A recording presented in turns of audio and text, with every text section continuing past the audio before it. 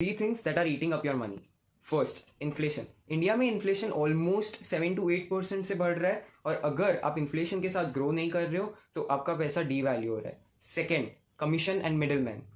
ऐसा माना जाता है कि 2018 में जो हाईएस्ट सेलिंग इंश्योरेंस था ना, उसमें 35% कमीशन था मिडिल मैन का। तो मिडिल मैन से बच के रहना और डायरेक्ट म्यूचुअल फंड लेना। Third, enforcing events. ऐसे इवेंट्स लाइफ में बहुत आते हैं जो आप प्रिडिक्ट नहीं कर सकते, तो उसके अगेंस्ट इंश्योरेंस लेना। अच्छा लगा शेयर